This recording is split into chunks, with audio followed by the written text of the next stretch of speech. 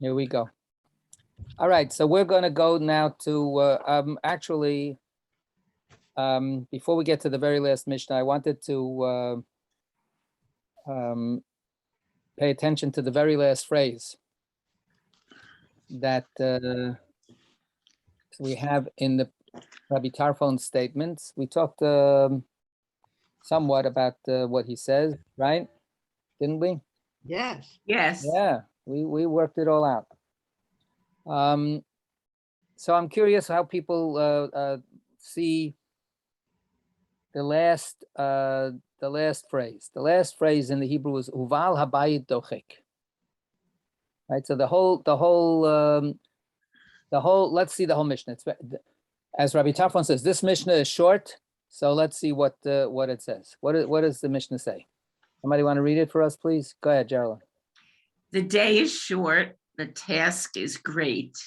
The workers indolent. The reward bountiful, and the master insistent. Okay, so that's one translation. Anybody else have another translation before we get to Rabbi Shapiro? We've got a couple of extras. Urgent. Anybody else? A literal translation that I would say is pressing. Pressing. That's good. That's the word dochek, is to push, to press. So the master is pressing. Like when we say pressing matters. And Josie, what do you have? Rabbi Tarfon teaches, the day is short, the task is long. The workers are lazy. The stakes are high. The master is demanding.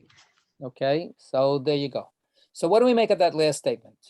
I would love to hear some commentary from our group that the master and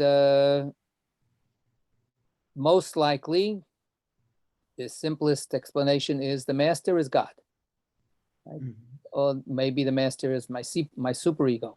But what does it mean to say that the master is demanding, is urgent, is pressing upon us? Do we feel that? Do we feel that that's an accurate statement?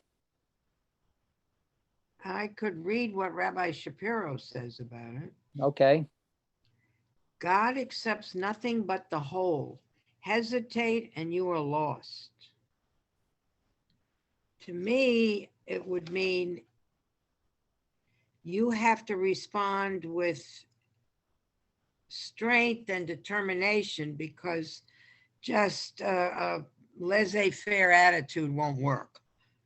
This is serious stuff we're talking about. All right, Geraldine. I would say that, it must be attended to and taken care of. Don't let it go by. Take care of it, and to take care of it completely right now. It's very important. So why not say the task is urgent? That's not what he says, though, right? He says the master is urgent. He's already said the reward is great, or Rabbi Shapiro's point, the stakes are high. So the point, sort of gets across that way. The idea of saying it's not the task so much that's urgent, which it is, but that he's, Rabbi Tarfon is locating it in a certain way. Sarita, you wanted to say something? Yeah, just the contrast. No, I'm not muted. Just the contrast between the laborers and the master. The laborers are sluggish, lazy, indolent, whatever the translation. The master is urgent, demanding. And so it's like, the laborers resisting a bit and the master is pushing them. So I think that contrast is important. Maybe people need to be motivated and pushed, right? Yeah, I think it's also a reminder that time is short. Time is not. Well, he said that right at the beginning. Yeah.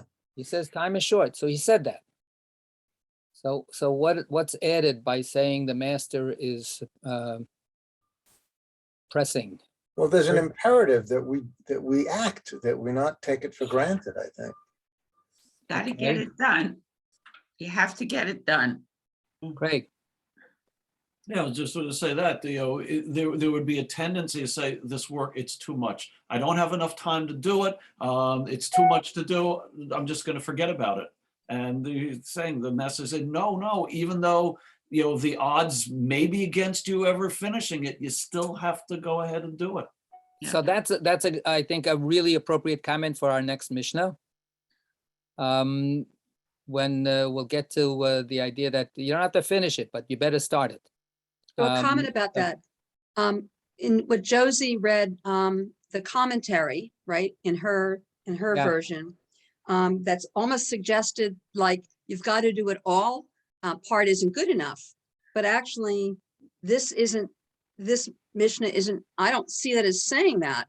And of course, it would be very discouraging to say to somebody, if you don't do it all, like that's almost like saying, if you don't do it all, then don't bother, right? So part has to be good enough. I mean, it's the striving and the trying and doing what you can has to be good enough. Right. So And that's it's at least starting the task. right. So that's what's going to bring us into that next Mishnah, which is part of his continuing statement. So they're definitely linked, and everything that you're saying, I think, really is, to the point as we get into the next Mishnah. But it's to me, I think it's interesting to me that we don't have a real good handle that, on that last phrase. We don't have the straightforward statement. God is insisting. God is pushing. God is pressing. That doesn't really resonate in the comments that people have been making. We say the task is pretty urgent. No, we don't have that much time. It's really important. But the location of this sense that there's a personality out there who's the boss, who actually is a little impatient about this, or who really wants to push us to do this, is a little foreign, or maybe very foreign, to the way that we conceive of how we lead our lives. I don't think most of us, are looking over our shoulder, going, "All right, God, okay, I'm getting there." Just be a little bit more patient. I really, really hear you, and I'm definitely gonna do this. Can you imagine if you have a boss in a place that you work, and the boss comes over to you, did you finish that report that I asked you to do? Did you finish doing X, Y, or Z? Did you finish cleaning your room like I told you to? There's a pressing that comes from the person who wants this really to be done, and who can sometimes be very daunting or scary or annoying, but we really feel that as a clear situation, right? Rabbi Tarfon is saying that that's actually what's happening with the important things in our lives, that God is pushing this. I don't know that we hear that edge in God's voice. And maybe to struggle to hear that is something that some of us might want to strive for. Yeah, Sarita. So, yeah, so I want to just, I guess, elaborate on that a little bit. So sort of remembering, that I'm thinking about, God freed us from Egypt so God could be our God. So to sort of, with everything we do, whether we're able to accomplish everything and finish everything, but having that as a mindset, I think is what this is suggesting, is to just keep that in mind, keep that remembering, so that perhaps when you are thinking, okay, I've done enough, I'm done, I can't do any more, just keep that in mind. The other thing I was thinking about is that, when you tell a story, or when you're doing something, thinking about what your voice should be or who you're directing it at really changes how you do things. And so perhaps that's also what's involved here, is to do something with God in mind might change how we go about doing it. I'm reminded of the Shema, where it says, if you don't do these things, I will take away the land, I'll take it. And you think, look at the world, there's always some kind of catastrophe going on. It's a reminder of it's almost a reminder of the Shema. So there is, perhaps that's what he's pointing to, that there is this pressure, but we're not paying attention to it. Josie. Yeah, I think this is the opposite of what you have referred to as cafeteria Judaism. I like to do this, but I don't really understand that. And I think when he's saying the master is demanding, he's saying it's the whole Megillah. You got to really be part of the whole system, not just the part that's easy for you or that's appealing for you. But you have to finish that spinach on your plate if you want to get the dessert. That's it. Adam, you wanted to say something?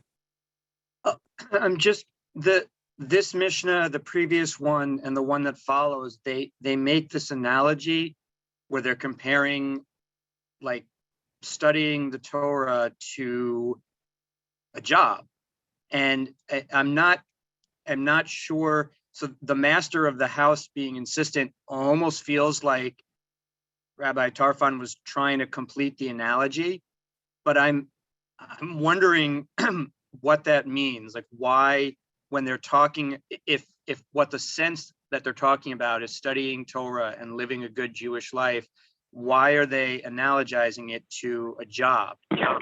What's the message there, that it's not? I guess it would depend on how work or the job was thought of at the time, but this idea that you have a job, you're getting paid for it, but you have to do the job. I guess it's made. I don't know what the sense of work was historically at this time, but I guess it's like you have to. This is not just it's not like something you just do for yourself. You have an obligation. It's not slavery. You are going to be rewarded for it, but you do have this obligation. You are expected to get up and go to work, and work as hard as you can. And that's the work is the point. There's no real goal. There's no you'll never finish the project. It's not like you're going to get the report completed or the house fully built. But the work is the point. Right. Yeah. Rabbi? Hold on a second. Just it's not discretionary. It's not a hobby. It's not simply if you want to or fine. If you don't want to, if you want to, do the best you can. But if you don't want to, so do something else. Mm-hmm. Whatever the something else is, it's all still has to fit into, is this the work that I have to do? Is this and finding out which kind of work I have to do within this big, gigantic, vast project is a question. Before I forget it, David, just 1 second, and then we'll come back to you. Yeah. What Nick was saying about reminding us about the Shema. One thing that I think that should point out to us in the statements here is there's carrot here, but there's no stick. It says the reward is great. It doesn't say, and if you don't, better watch out. That's in the Torah, right? It's in the Torah many times. The punishment part is in the Torah again and again and again as either this or that. But here, the reward and what Adam was saying before, or as Rabbi Shapiro was saying, the stakes are high. There is great reward here, but are you going to do it or not? And it doesn't end up saying, and if you don't, boy, are you going to pay for it, right? So there's an emphasis on the positive aspect of how precious this is and what the results can be without, in the positive sense, without, holding, a strap, over your head saying, if not, you're gonna get it. Yeah, David. I'm having a reaction to this. I'm going to take a flyer. It's an intuition. I'm not really. I haven't really thought this through. But here we have in this Mishnah something that's set up like there's a master depending upon the worker, or the parent depending upon the child. There is pressure from the outside, and the reaction I'm having is to contrast this with what. And I want to thank you for forwarding to me the Tzav Zirus. It's something that came up in Zohar, and here we have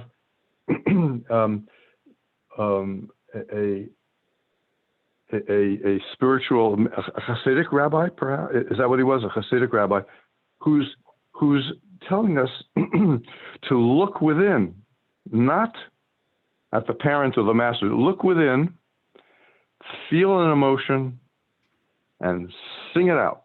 And I haven't read this yet, reread this, so that's why I'm really going on intuition. I'm going based on what I remember from the Zohar class.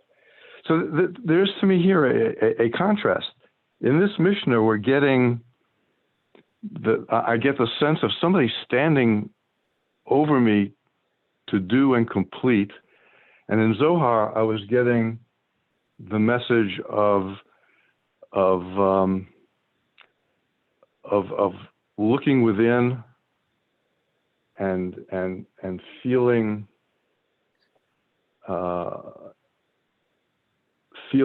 and prayer and singing out. So they're kind of contrasting to me, and I just wanted to. I think that, so much of what our tradition is about the two sides of the coin. That what Rabbi Shapiro's comment that in his commentary is this is not supposed to be done by rote. You're not supposed to be a robot. You're a human being. God wants you to bring your whole self to it, but you can't say, oh, you know what, I don't feel like it today. So if I can't bring my whole self, I'm just not going to do it. If I don't really feel, that I love my neighbor as myself, so I'm just not going to treat that person decently. Tomorrow maybe I'll feel more like I love my neighbor as myself, and then I'll be able to do it. No, there are two sides to the coin. One side is you got to just plain do stuff. The other side is, okay, what's this doing about? Who are you? Dig into yourself and find the spiritual reality of who you are. Geraldine. Well, it's sort of a question. Is it saying that the process is what's important to get to the end result? It's what you learn along the way with the process that gets you where you're going. Well, yes and no. Again, two sides. The process is super important, but results are also important. I'm working on giving tzedakah. Every day I get a little closer to the idea that maybe I'll give tzedakah. And believe me, I'm overcoming all kinds of inhibitions and selfishness, and I'm doing amazing work. I'm getting closer and closer. One day, when somebody will ask me to give tzedakah, there's a good chance maybe that I'll actually do it. No, give the tzedakah, and then keep working on yourself. So it's process, but it's also you got to do it. I mean, I wrote about Shabbos. We just had Shabbos yesterday as the gift that God gives us. Guess what? Even if you don't care about Shabbos and you're not into it, as far as the Torah is concerned, as far as Rabbi Tarfon is concerned, that I'm not saying that that's what each person feels themselves, but as far as Rabbi Tarfon is concerned, keep Shabbos whether you like it or not, and then afterwards work on liking it. So there's both sides here. I want to suggest one other thing about the pressure.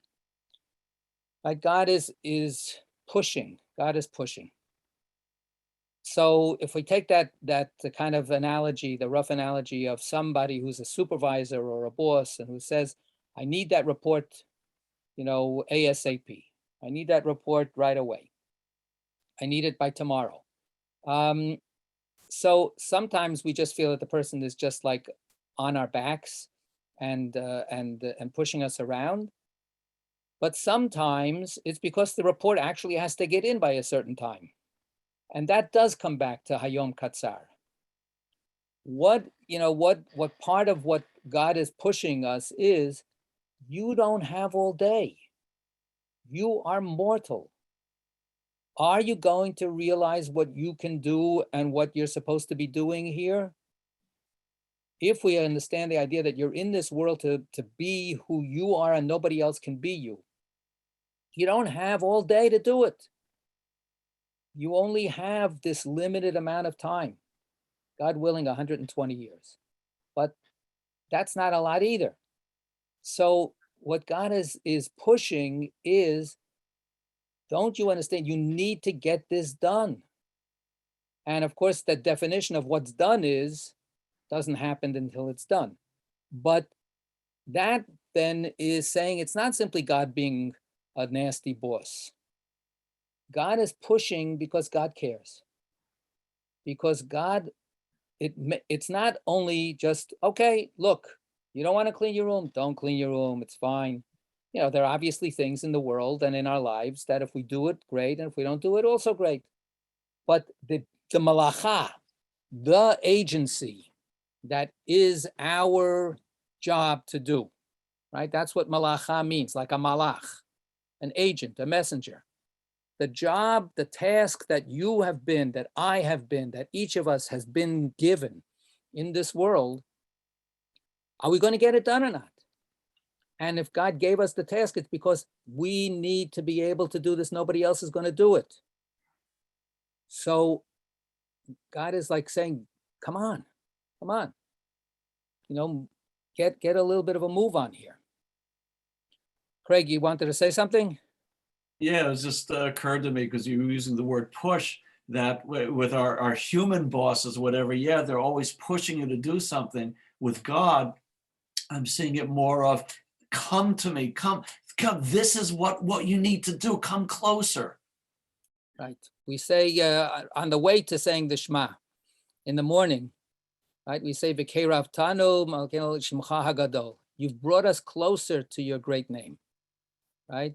But God can bring us, closer. God can't make us go the whole way, right? That's the can't make us drink, right? God can bring us to the well, can't make us drink. Yeah. All right, any other comments for this?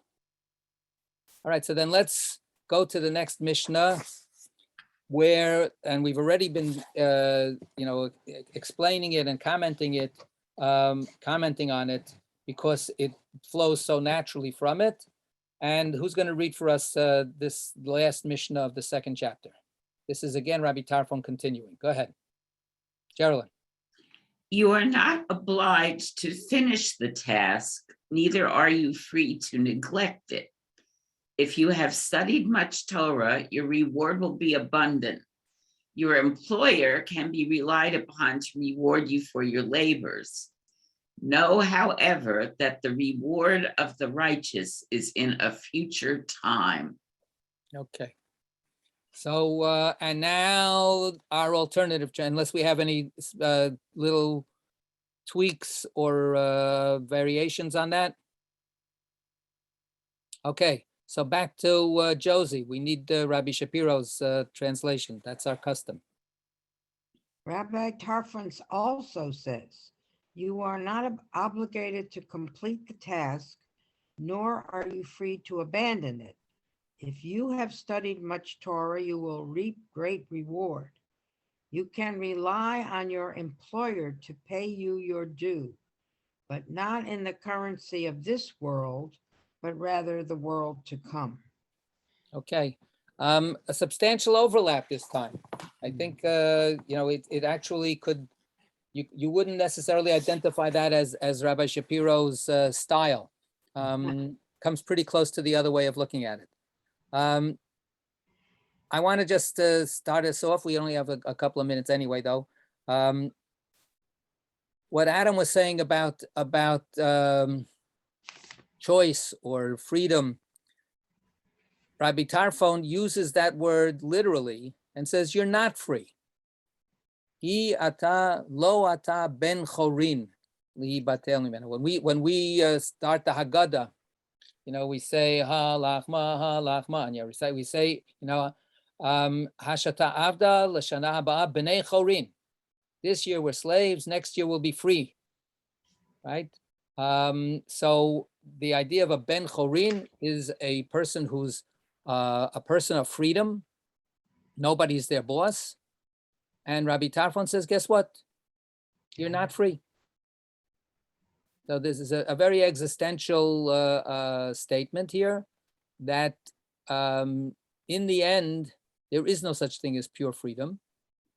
There is only choice within the context of where you are, right? And you are always somewhere. And therefore, there are always parameters that are being imposed upon you. And what Rabbi Tarfon says is, and the biggest parameter is that God gave you life and God gave you a milacha. Like I said before, the word malacha, the task, as it's translated. So the malacha is mirubah. That's what he says in the previous Mishnah. The work is a lot. And now he says, lo alecha ha-malacha ligmor. There's a lot of work, and it's not on you to finish the work. So that's a little bit of a paradox too, right? If this is your unique work and you don't finish it, what's the status of the work? What happens to the stuff that you didn't do? What happens to the stuff that you did do? So maybe we'll think about that a little bit along with whatever else we can come up with. And next week you have a visiting rabbi to enjoy. So we won't be meeting together. I look forward to meeting in 2 weeks. And also anybody here from Talmud, we canceled Talmud today because of the Martin Luther King interfaith service that will begin at 11. Okay, so Zygazant everybody, take care. Yashkoach. That's your